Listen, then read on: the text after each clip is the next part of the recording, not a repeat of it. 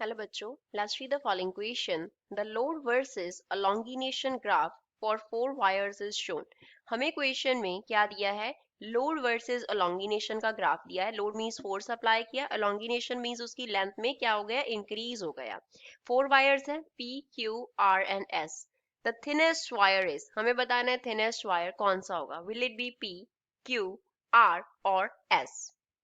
First of all, we will talk about the key concept used in the question. इस question में क्या key concept हम use करेंगे? इस question को solve करेंगे with the help of Young's modulus. Young's modulus की help से हम इस question को solve करेंगे. इसको हम y से denote करते हैं and इसके लिए formula होता है F into L upon A into delta L.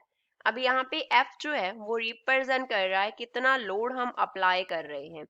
L जो है वो डिनोट करता है ओरिजिनल लेंथ को. जो वायर है जिसपे लोड अप्लाई किया है उसका ओरिजिनल लेंथ कितना था. एंड डेल्टा L जो है वो डिनोट करता है elongation को. मींस लेंथ में अब इंक्रीज कितना हो गया, क्योंकि elongation स्पेसिफिकली बोला है तो लेंथ में इंक्रीज ही हो रहा है, डिक्रीज नहीं हो रहा. कितना चेंज हुआ लेंथ में, that is delta L. A जो है वो डिनोट करता है एरिया को. Area of cross section, wire का क्रॉस सेक्शनल एरिया जो है that is denoted by A. And अगर वायर का रेडियस हमारे पास r हो तो एरिया क्या होगा? पाई r स्क्वायर होगा. Where r denotes radius, r जो है वो रेडियस को डिनोट करता है. So from the formula we can write जो y है वो किसके इक्वल है? f into L upon a into delta L है. जो ग्राफ है वो लोड एंड elongation के बिटवीन दिया है, तो F को एक तरफ रख लिया, दूसरी तरफ हमने लिख लिया y into a into delta L upon में हमारे पास क्या हो गया? L हो गया. अब यहाँ से जो a है उसका वैल्यू सब्स्टिट्यूट कर देते हैं. सो F जो है वो क्या हो जाएगा? Pi into R square into Y upon L, साथ में क्या आ गया? डेल्टा L आ गया. तो F एंड डेल्टा L के बिटवीन जो ग्राफ है वो स्ट्रेट लाइन है, तो ये टर्म जो है वो क्या डिनोट कर रहा है? This term denote the slope of the graph. ये क्या डिनोट करता है? स्लोप को डिनोट करता है. तो स्लोप ऑफ ग्राफ जो है, slope of graph, let us suppose हम उसे s से डिनोट कर रहे हैं, तो वो इक्वल आया किसके?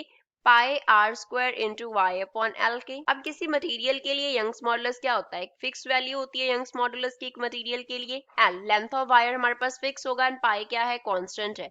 तो s जो है वो किसके प्रोपोर्शनल है? ओनली वेरिएबल क्या है? रेडियस. तो रेडियस के स्क्वायर के प्रोपोर्शनल है, विच मीन्स अगर हमारे पास स्लोप का वैल्यू है वो लेस कब आएगा? जब रेडियस का वैल्यू लेस होगा. स्लोप का वैल्यू लेस होगा when radius will be small. r का वैल्यू क्या होगा? स्मॉल होगा.